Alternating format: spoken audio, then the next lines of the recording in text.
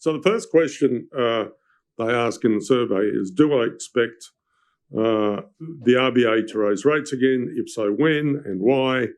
And will rates, and the final part of that, and that, which is really, really interesting, actually, which I'll get to, is will real rates remain negative through 2024?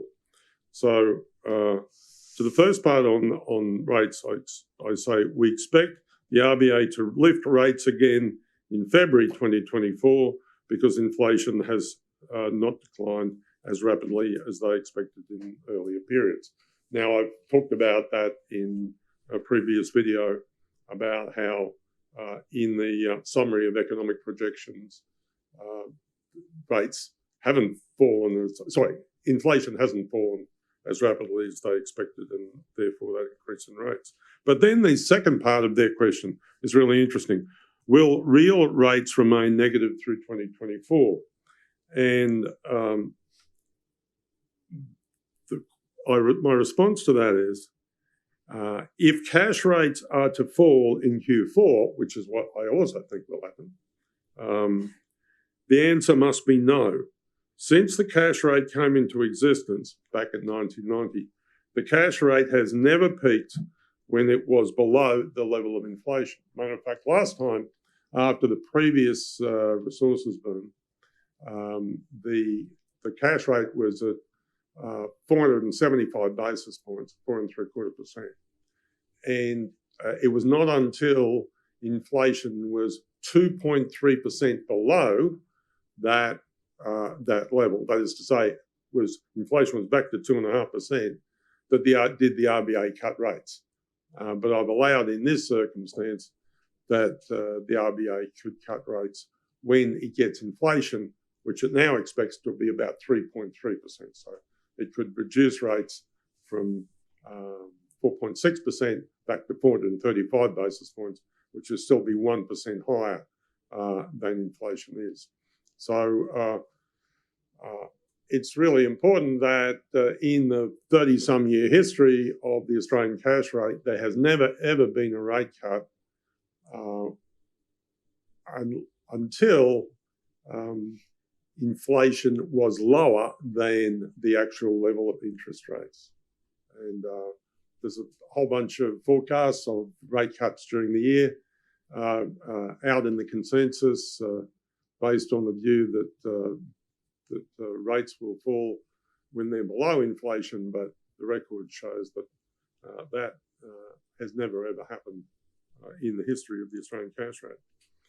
Next question, number 2, do I expect a recession? That is to say, 2 quarters of negative growth in Australia.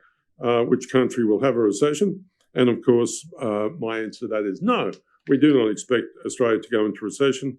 The Australian cash rate is 100 basis points lower than the Fed funds rate, and the Federal Reserve itself does not expect to enter recession. So neither the US or Australia go into recessions next year. Question 3, what will be the impact of disclosing the votes of the RBA board members?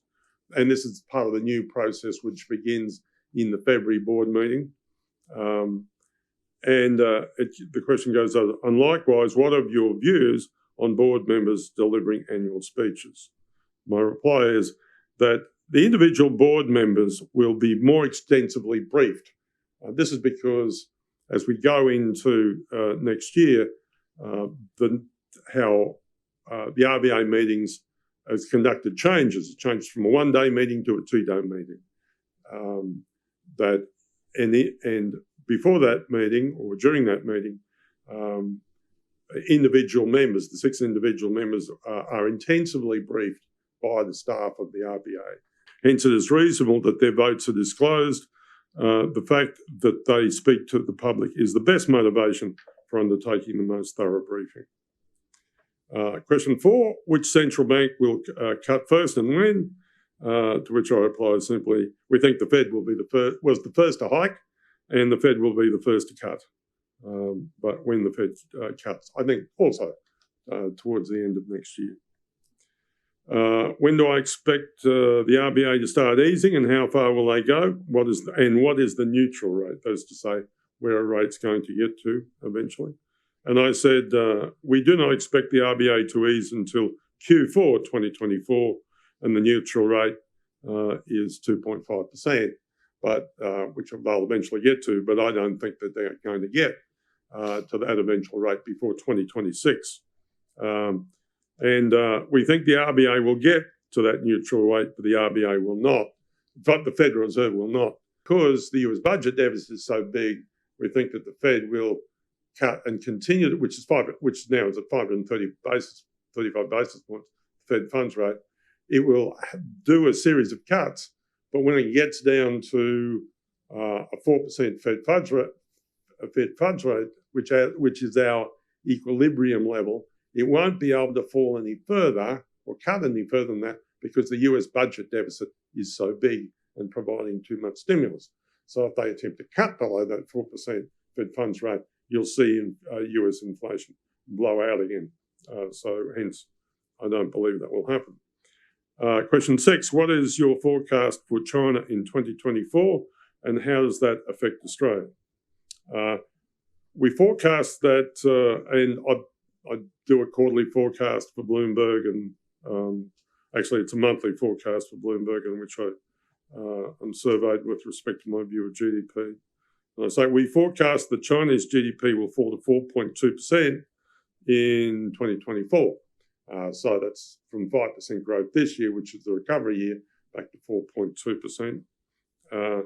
And then I say Chinese GDP growth has no direct effect on Australian GDP. That is to say, if I look at the correlation between the two, there's a negligible statistical relationship. We do have a strong relationship with US growth, but no statistical relationship with Chinese growth. So GDP itself doesn't matter. But what I say is Chinese steel production does matter. And we think iron ore demand will be strong and the price will be high, which leads directly to question number 7. What is the iron ore forecast and how will it affect the Australian dollar? And what is your Australian dollar forecast and why? I think they're two completely different issues. I think there's a hell of a lot more things that drive the Australian dollar than the iron ore price. So I answer those questions separately. Now, our model of the iron ore price, which you see in the quarterly, has been really good this year because what it shows is that iron ore stocks at port have fallen significantly into about the lowest 25% range of recent years. And that means that the iron ore price should kick into the top 25% range. And so that gives us an equilibrium price for iron ore of $150 a tonne. And so what we think is you'll see quite strong iron ore prices in the first half of next year. And then in furthering answering the question about the Aussie dollar, I say US rate cuts will weaken the US dollar through 2024 and allow the A dollar to rise. Our model says that the equilibrium level of the Aussie dollar will be 70 cents by the end of next year. That's probably lower than some people anticipate, but it's where our models go. And finally, question 8, interestingly enough, is not something I'm ever asked in this room. But finally, what is your forecast for house prices in 2024? We think that capital city house prices will continue to rise. Currently, they're rising at 9%, but they'll rise at a lower rate of 6% by mid-2024, which is as far out as our house price model goes.